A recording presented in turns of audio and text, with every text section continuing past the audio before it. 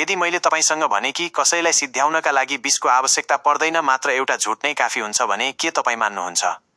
एउटा दौड सुरु भयो। एउटा तीव्र गतिको कुकुर आफ्नो पूर्ण शक्ति लगाएर दौडिन थाल्यो। उसको मुटु तीव्र गतिमा धड्किरहेको थियो र सासहरू बढेका थिए, तर उसको नजर मात्र आफूभन्दा अगाडि दौडिरहेको एउटा नक्कली शिकार, एउटा रोबोटिक खरायोमा थियो। त्यो कुकुरलाई 2 दिनदेखि भोकै राखिएको थियो ताकि ऊ अझ तीव्र गतिमा दौडियोस्। उसको दिमागले भनिरहेको थियो, बस यसलाई पक्रिएपछि खाना पाइनेछ। अन्तिम 50 मिटरमा उसले आफ्नो सम्पूर्ण शक्ति लगायो। उसलाई लागिरहेको थियो कि ऊ अब जित्न लागेको छ र सबै कुरा ठिक हुनेछ।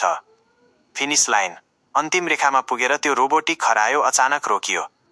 कुकुरले आफ्नो पूर्ण शक्तिले त्यसलाई पक्रियो र आफ्ना दाँतहरूले जोडले टोक्यो। तर त्यहाँ न त कुनै रगत थियो न त कुनै मासु।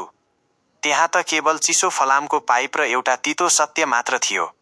जुन चिजका लागि उसले आफ्नो सम्पूर्ण ज्यान लगाएको थियो त्यो वास्तवमा एउटा भ्रम मात्र थियो। मनोविज्ञानमा यसलाई अराइभल फ्यालेसी भनिन्छ। जब हामीलाई लाग्छ कि कुनै एउटा निश्चित गन्तव्य वा लक्ष्यमा पुगेपछि सबै कुरा ठिक हुनेछ, तर वास्तवमा त्यही गन्तव्यबाट नै सबैभन्दा ठुलो रित्तोपन, खालीपनको सुरुवात हुन्छ। तपाईँ सोच्नुहुन्छ, जब म सफल हुनेछु तब खुसी हुनेछु, तर सफलतापछि पनि भित्रबाट केवल रित्तोपन नै हात लाग्छ। तपाईँ सोच्नुहुन्छ, जब पैसा आउनेछ तब स्वतन्त्रता मिल्नेछ, तर त्यही पैसाले तपाईलाई यस्तो जिन्दगीमा कैद गरिदिन्छ जहाँबाट उम्किन मुस्किल हुन्छ। त्यो रोबोटिक खरायो वास्तवमा यो दुनियाँले बनाएको एउटा सपना हो जसले तपाईलाई केवल दौडाइरहन्छ।